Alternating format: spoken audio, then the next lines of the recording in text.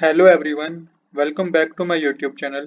आज हम करेंगे क्लास 11th के अकाउंटेंसी का चैप्टर 15 जिसका नाम है बैंक रिकंसिलिएशन स्टेटमेंट के प्रैक्टिकल क्वेश्चन का सोल्यूशन नंबर 32। क्वेश्चन नंबर 32 जो हमारा बिलोंग करेगा वो बिलोंग करेगा credit balance as per passbook. जब हमें क्रेडिट बैलेंस पासबुक का गिवन होगा तो क्या लॉजिक हमें लगाना है इसको समझ लेते हैं। आपको करना क्या है, आपको पासबुक के बैलेंस को कैश बुक तक ले जाना है। कहने का मतलब ये है, अगर ट्रांजैक्शन पढ़ के आपको ये पता चले कि इस पर्टिकुलर ट्रांजैक्शन से कैश बुक का बैलेंस ज्यादा शो कर रहा है पासबुक से, तो आपको क्या करना होगा, उस प्रॉपर ट्रांजैक्शन को, उस प्रॉपर अमाउंट को प्लस आइटम में मेंशन करना होगा। सेम इसी तरीके से अगर आपको ये पढ़ के पता चले कि कैश बुक का बैलेंस कम शो कर रहा है तो आपको उस प्रॉपर अमाउंट को किस साइड शो करना होगा, आपको माइनस आइटम में शो करना होगा। तो आपको पासबुक के बैलेंस को कैश बुक तक ले जाना है, बस इस बात को आप याद रखिएगा। अब आपको करना क्या है, क्वेश्चन नंबर 34 मैंने ऑलरेडी नोट कर रखा है जिसमें हमें क्रेडिट बैलेंस गिवन है पासबुक का 20,600 रुपीज। अब इसके हम क्या करेंगे, बैंक रिकंसिलिएशन स्टेटमेंट बनाएंगे। तो सबसे पहले हम पहली ट्रांजैक्शन को पिक करेंगे जो कि है 31 मार्च 2015। The passbook of mister Janki Das show a credit balance of 20,600। तो यहाँ पे हमें क्या गिवन है, ये पासबुक का क्रेडिट बैलेंस गिवन है, तो credit balance as per passbook और प्लस आइटम में 20,600 को माइनस कीजिएगा। इसके बाद नेक्स्ट ट्रांजैक्शन है, cheque amounting to 15,000 were drawn in March 2015 out of which cheque of 5,500 were presented for payment on 3 April. तो देखिए चेक इशू करा है 15,000 रुपए का, जिसमें से 5,500 जो है ना 3 अप्रैल को शो कर रहा है, जबकि हम bank reconciliation statement March month की बना रहे हैं, जिसका रीजन से क्या हुआ कि मार्च मंथ का बैंक का बैलेंस और कैश बुक का बैलेंस मैच नहीं करा, क्योंकि 5,500 3 अप्रैल को शो कर रहे थे। अब देखिए क्या हुआ, इसका इम्पैक्ट क्या होगा। जब हमने चेक इशू किया तो 15,000 रुपये तो हमने उसी वक्त कैश बुक में से कम करते होंगे, पर पासबुक में से तो 5,500 रुपीज नेक्स्ट मंथ में शो हो रहे हैं, जिस रीजन से पासबुक का बैलेंस ज्यादा शो कर रहा होगा, कैश बुक का बैलेंस कम शो कर रहा होगा। आपको पासबुक के बैलेंस को कैश बुक तक ले जाना है, तो आपको माइनस आइटम में इस पर्टिकुलर ट्रांजेक्शन के अमाउंट को मेंशन करना होगा 5,500। तो मेंशन कीजिएगा cheque issue but not presented for payment, और 5,500 को माइनस आइटम में शो कीजिए। इसके बाद नेक्स्ट ट्रांजेक्शन हमें गिवन है, a cheque for 5,475 was deposit into bank but wrongly entered in cash book 5,745। देखिए एक चेक जो डिपॉजिट करा बैंक में वो 5,475 का था, पर कैश बुक में ये वो नोट कर लिया 5,745। इम्पैक्ट ये हुआ कि कैश बुक का बैलेंस ज्यादा शो करने लगा और पासबुक का बैलेंस कम शो करेगा, क्योंकि कैश बुक में हमने ज्यादा अमाउंट नोट कर लिया और पासबुक में तो हमारा 5,475 ही जमा हुए हैं।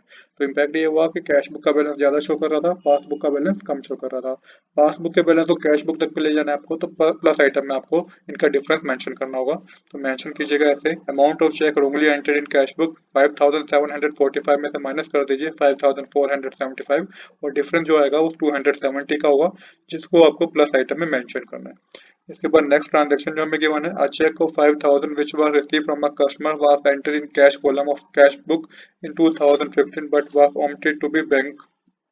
देखिए इस ट्रांजैक्शन को आप इग्नोर करेंगे, ये ट्रांजैक्शन आपको रिकॉर्ड नहीं करनी है। किसमें, बैंक रिकंसिलिएशन स्टेटमेंट में रिकॉर्ड नहीं करनी है। क्यों रिकॉर्ड नहीं करनी है, क्योंकि चेक तो मिला हमें 5,000 रुपीज का, जितने जिसको हमने क्या करा कि कैश बुक में कैश कॉलम में शो कर दिया और बैंक में हम भेजना ही भूल गए, तो इसका कोई इम्पैक्ट ही नहीं हुआ। हालांकि गलत है ट्रांजैक्शन, कैश बुक में नोट नहीं करना चाहिए था, बट इसका कोई ऐसा इम्पैक्ट नहीं हुआ कि बैंक में भेजना भी भूल गए और कैश बुक के बैंक कॉलम में रिकॉर्ड नहीं किया, जिस रीजन से हमें अब क्या करना है, इस ट्रांजैक्शन को रिकॉर्ड नहीं करना है, क्योंकि इसका कुछ ऐसा इम्पैक्ट नहीं होगा बैंक रिकंसिलिएशन स्टेटमेंट में। फोर्थ ट्रांजैक्शन हमें कह रही है, a bill payable of 10,000 was retired by a bank under rebate of 100 but the full amount of the bill was credited in the cash book. देखिए हुआ क्या कि 10,000 रुपीज का कुछ बिल पेबल करना था, जिसमें बैंक ने हमें 100 रुपए का क्या दे दिया, रिबेट दे दिया। अब 10,000 रुपए का जब बिल पे करना था तो उसी वक्त हमने कैश बुक में पूरा ही नोट डाउन कर लिया, तो कैश में क्या कर दिया, क्रेडिट कर दिया कैश बुक में हमने पूरा 10,000 रुपीज, जबकि करने कितने चाहिए थे, 9,900 रुपीज क्रेडिट करने चाहिए थे, और बैंक में क्या तो 9,900 रुपीज ही क्या हुए हैं, वहां से डेबिट हुआ है। अब यहाँ पे इस बात को आप समझिएगा कि जब ऐसा हुआ तो इसका रीजन किससे, इसका इम्पैक्ट क्या हुआ कि कैश बुक का बैलेंस कम शो करेगा, क्योंकि उसमें पूरे 10,000 रुपीज हमने माइनस कर दिया, और पासबुक का बैलेंस ज्यादा शो करेगा 100 रुपीज से। तो अब 100 रुपीज पासबुक का बैलेंस ज्यादा शो कर रहा है, कैश बुक का बैलेंस कम शो कर रहा है, तो 100 रुपीज को आपको क्या करना होगा, माइनस आइटम में शो करना होगा, क्योंकि कैश बुक का बैलेंस आपका कम शो कर रहा है, पासबुक का बैलेंस आपका ज्यादा शो कर रहा है, तो पासबुक के बैलेंस को कैश बुक तक लाना है आपको, इसलिए आपको 100 रुपीज को क्या करना होगा, माइनस आइटम में शो करना होगा। मेंशन कीजिएगा rebate on bills payable not recorded in cash book, और 100 रुपीज को माइनस आइटम में मेंशन कर दीजिए। इसके बाद लास्ट ट्रांजेक्शन हमारे पास क्या हुआ ना, bank charges enter in cash book twice 200।